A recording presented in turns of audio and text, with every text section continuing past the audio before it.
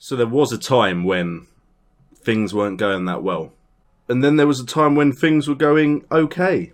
But today, we could win the Premier League.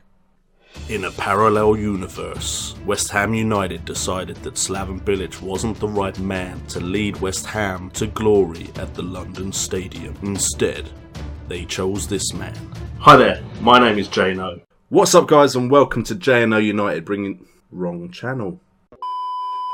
What's up, guys, and welcome to the West Ham world, where today we could potentially win the Premier League title. A lot has happened since the 2 ties against Man City, and we haven't even played any games. But today we're playing Tottenham and then Burnley, and if Arsenal slip up, the title could be ours. So if we have a quick look at the fixture list, you can see it is the last 2 games of the season. We have Spurs coming to the London Stadium. We have some revenge to get because they beat us 2-1 last time when we played them at Spurs' stadium. And then we have a away fixture against Burnley. Burnley, who are currently 18th in the table. And if we pick up 2 victories here, we really have a decent chance, if Arsenal slip up, of winning that league title. If we have a look at the current league table, we can see that Arsenal are only 4 points ahead of us. We have a game in hand, so they'll only be 1 point ahead of us. If they slip up in their final fixture, we could be taking the Premier League title. It looks like we're safe from dropping to 3rd, so we're 2nd no matter what, but could we win that title in this episode? So we will be relying on Crystal Palace, who have dropped to 8th since their lofty heights of 4th in a previous episode. But if Crystal Palace can do us a favour and beat Arsenal at Selhurst Park, we could be league champions. But there is some other news I need to talk to you guys about before we carry on with this episode. Saved it in my notebook. As you can see, Consortium targets West Ham takeover. Consortium completes West Ham takeover. And then here we go. Personal message from new chairman Rui Melo Cordeiro. And all this stuff, all of this I can deal with. It's all fine. We've got directors, we've got a new chairman, taken out a bank loan. Given a further 9 million into the club coffers. As a result of the new board taking over, Melo Cordeiro has also informed you of the old philosophies agreed by you and the old board are not valid anymore and have been replaced by this one. Sign high-profile players. That isn't what I was building. I've just spent the last 2 years signing lots of decent youngsters, and you're going to go and do this to me. I've just spent the last 2 years building a decent youth setup with a lot of talented youngsters, and then you go and change the whole philosophies on me. To put things in perspective, if we have a look at our squad, we have Reece Oxford, who could turn out to be an amazing defender. We have Tielemans, who has amazing high potential. Riedewald, who still has growing to do, but has already grown into one of our best players. If we go to the under-23s, you can see we've got all of these players with 4-star potential, gold star potential. We have all of these players with 3.5 stars. And then under-18s, again, we have 3 players with 4-star potential gold and 1 with 3.5. And by the way, this is the guy that I was talking about in the last episode. Sunday, so good to me. Oh, Sunday, you score a goal and make me believe. See, I've been thinking about it. I'm ready for when he's capable of playing for the first team. What I need you guys to do before we get into the episode is start thinking about next season. High-profile players. I need to change my whole transfer strategy. I need to bring in some high-profile players over the summer transfer window, and that was not what I was planning to do at all. Anyway, enough talking about the future. We need to talk about today and our game against Spurs. If we win this, we have a chance of winning the title. So we are starting with our 4-3-1-2 lineup. We have Rajkovic in goal with Flanagan and Byram as the 2 wing-backs. We have Riedewald and Keane as the 2 centre-backs. Van Ginkel, Ozan Tufan, Youri Tielemans as the 3-man midfield, as Will Hughes is unfortunately injured for the rest of the season. Davy Klaassen as the shadow striker behind Callery and Berahino. And we're playing the 4-2-3-1 with Hugo Lloris in goal, Danny Rose and Carl Walker as the wing-backs, with Wimmer and Alderweireld as the 2 centre-backs, Eric Dyer and Wanyama as the 2-man pivot behind Keita, Firmino, Lamela and Harry Kane. We need to get 1, revenge, and 2, we just need it to be in with a chance of the title. Okay, so we kick off final episode of Season 2 of the West Ham world. Come on boys, just a big flourish at the end. and we could be league champions in 2 seasons. Okay, Tillemans with a free kick. Deflection, and it's in. This is what we need. If we keep this up, we are only 1 point behind Arsenal, and Arsenal have to win to make sure they are champions.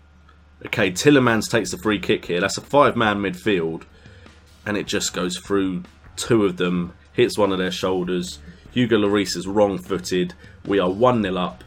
Let's have another goal, please. Let's put this game beyond doubt and go into the final game of the season with a lot of confidence. Alright, Riedewald has the ball. Looks out wide to Flanagan. Passes to Davy Klaassen, who has space. To Berahino. Cuts inside to Van Ginkel. To Ozan Tufan. To Tillemans. To Klaassen. To Callery. Oh, Callery either side of the keeper. And we're 2-0 up. Don't have another one of those episodes where I rue the missed chances. We just need to be more clinical. Alright, looks like Spurs are now building an attack here. Chiete through to Kane. Oh dear. I knew it. As soon as Kane was through, I was like, that's in. That is their goal. Do Spurs actually have anything to play for? Are they making sure they keep third?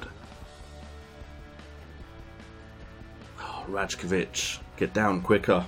I suppose, strictly speaking, if Spurs lose, they could lose third place to Man United on the last day of the season. If we draw, we need Arsenal to lose.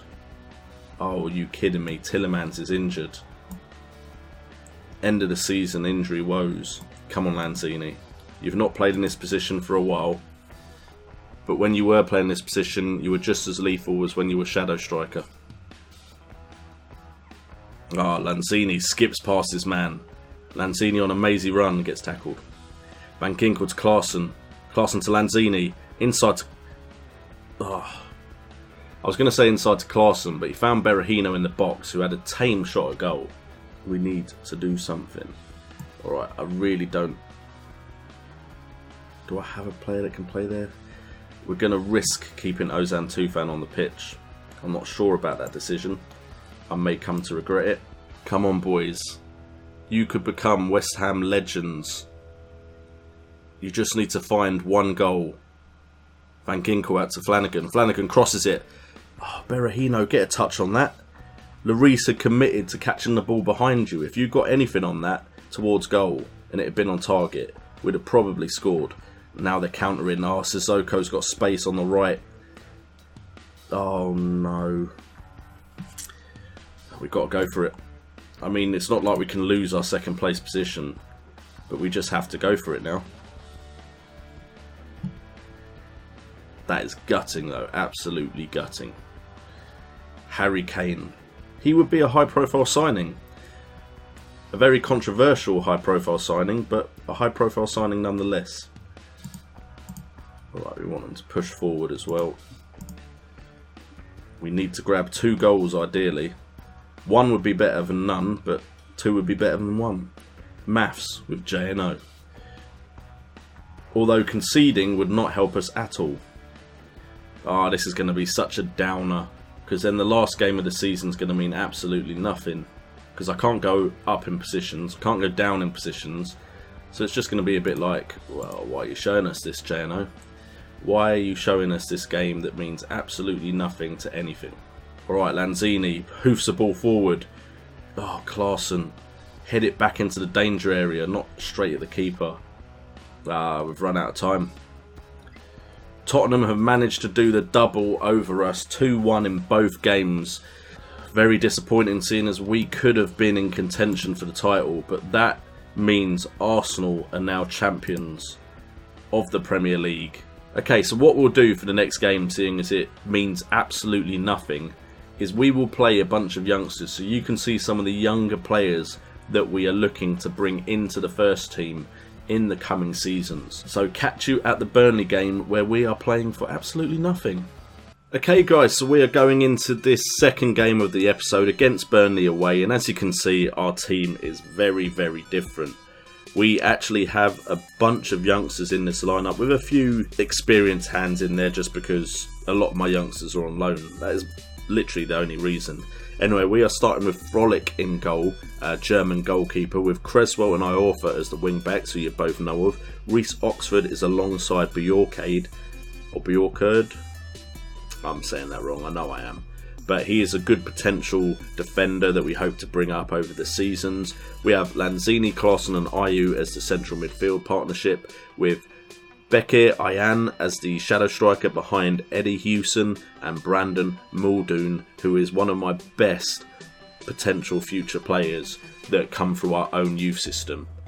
Speaking of which, I have had to argue with my board over plans for the youth facilities. They took away money that was promised to building better youth facilities. I then said, look, I think we'll be left behind by other clubs if we do this. And they said, okay, as you have so much passion and you've gone on about this, we'll put 5 million towards improving the facilities. Pretty sure my old board put more than that towards improving the facilities. So might be a few arguments between me and the board. However, we're playing a 4-4-2 formation. Tom Heaton in goal, who I love in Fantasy Premier League. Ward and Norton as the wing backs, with me and Pennington as the centre backs. We have a 4-man midfield of Boyd, Hendrick, Defoe and Arfield behind Gigliotti and Gray up front. So let's see what the young boys can do. I'm not expecting miracles here today, to be honest, but it would be nice to see who can actually perform at this level. Unfortunately, all of my forward players aren't that suited to their positions yet, because you don't really get youngsters who are good at being shadow striker or complete forward. Okay, Muldoon now has the ball, is running forward, finds Lanzini, who can't find Bekir Ayan. Lanzini now has the ball though. Looked to Bekir Ayan again, but couldn't find him. A win here would be nice. It would show me that the youth players are definitely going down the right route as far as their development goes, but this might be a bit of a big ask, but it's not like this game is important to us. Cresswell plays it to Lanzini, who finds Ayew, who's injured already. Bekir Ayan to Muldoon, Muldoon to Iorfa. Iorfa hits the side netting. Nice little build up there. Good signs as we go in at half time and it is 0-0. Give the lads a bit of encouragement. That seems to have worked very well for us. Could probably be another bore 0-0 draw, which is how I ended the AFC Wimbledon save as well, which would be annoying to end both series with 0-0 draws. Bekir Ayan is injured. Cheers Burnley, thanks a lot, much appreciated.